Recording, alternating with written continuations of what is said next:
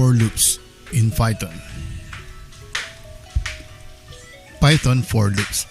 A for loop is used for iterating over a sequence that is either a list, tuple, a dictionary, a set, or a string. This is less like the for keyword in other programming languages and works more like an iterator method as found in other object-oriented programming languages. With the for loop, we can execute a set of statements once for each item in a list, tuple, set, etc. So example, print each fruit in the fruit list. So fruits equals apple, banana, cherry. For x in fruits, then print x. So this will print apple, banana, and cherry. So the for loop does not require an indexing variable to set beforehand. Looping through a string. Even strings are iterable objects, so they contain a sequence of characters. So we can iterate through a string. Loop through the letters in the word banana. So for x in banana, so we print x. So this will print banana letter by letter. The break statement. With the break statement, we can stop the loop before it has looped through all the items. So exit the loop when x is banana. So in this example, we have here a list, fruits equals apple, banana, cherry. Then for x in fruits, print x. If x equals banana, break. So what will this do is, first it will print apple. So print apple. If apple is not equal to banana, no. So we'll go to the next item. So print banana. Banana equals banana, yes. Then break. So it will not print cherry anymore. So it will only print apple and banana. Exit the loop when x is banana, but this time the break comes before the print. So in this case, if x equals banana, break. So it will print first. It will print apple because apple is not equal to banana. Print x. So in the next item, banana is equal to banana, yes, break. So it will not pass through this statement anymore. So this will print only apple. We also have the continue statement. With the continue statement, we can stop the current iteration of the loop and continue with the next. So we will continue with the next iteration. So here we have fruits, apple, banana, cherry. For x in fruits, if x equals banana, continue. Then if not, we print x. So here, initially, x is equal to apple. So is it equal to banana? No. So we print apple. Then the next item is banana. Is banana equal to banana? Yes. So continue. So when you say continue, it will proceed with the next loop. So as if the control will be placed at the beginning of the loop. So it will be placed here. Then we have the next item, cherry. Is cherry equal to banana?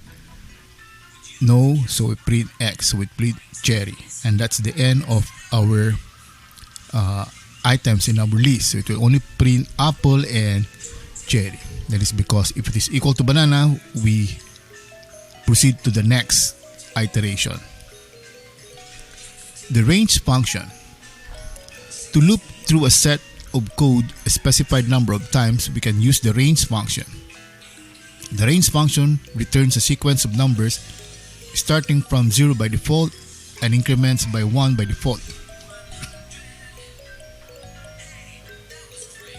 and ends at a specified number. So for example here, using the range function for x in range 6,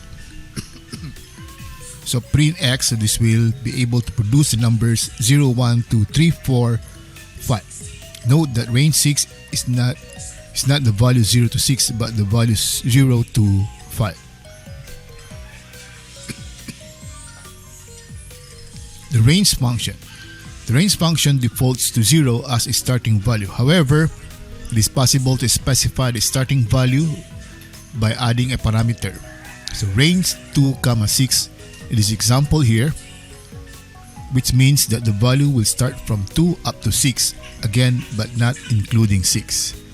So using the start parameter, so for x in range 2, 6, print x. So this will print 2, 3, 4, 5. The range function defaults to increment the sequence by 1. However, it is possible to specify the increment value by adding a third parameter. So range 2, this is the starting value, the end value, or actually the upper range or upper limit, and then we have here but not included, and then we have here the increment. So increment the sequence with 3. Again, if you don't specify this, the default is 1. So in this case, for x in range 2, 33, and then we have here print x. So this will print 2, then it decreases by 5. So 2, 5, 8, 11, 14, 17, 20, 23, 26, and then 29. Else in for loop. The else keyword in a for loop specifies a block of code to be executed when the loop is finished. So print all numbers from 0 to 5 and print a message when the loop has ended. So for x in range 6, print x. Else print finally finish. So we have 0, 1, 2, 3, 4, 5. Again, if we place 6, that is 0 to 5, not 0 to 6. And then once we are through with the loop, it will print finally finished. The else block will not be executed if the loop is stopped by a break statement. So take note of that. So if we stop the loop by a break statement, the else will not be executed. Else in for loop. Break the loop when x is 3 and see what happens with the else block. So here we have for x in range 6, if x equals 3, break, print x. Else print finally finish. So this will print 0, 1, 2. Then we break the loop. You notice it will not print this else statement here, or the else block. So you notice we don't have the finally finished message. Nested loop. A nested loop is a loop inside the loop. The inner loop will be executed one time for each iteration of the outer loop. So print each adjective for every fruit. So we have adjectives, we have red, big, tasty. Fruits equals apple, banana, cherry. For x in adjective, so we indent. For y in fruits, so we have a loop inside the loop. That's why we have a nested loop. We print x and y. So x are the adjectives and y are the fruits. So initially we have red, and then we're going to loop through the fruits. So we have red apple, red banana, red cherry. And then the next item in x, we have big, and then big apple, big banana, big cherry. And then the next one is tasty. So tasty apple, tasty banana, tasty cherry. The pass statement. For loops cannot be empty. But if you for some reason have a for loop with no content, put in the pass statement to avoid getting an error. So we have for x in 0, 1, 2. So we have here a list. So we just place pass. So it will produce nothing, but no errors. So that ends our lecture on the for statement. Thank you very much for viewing this video.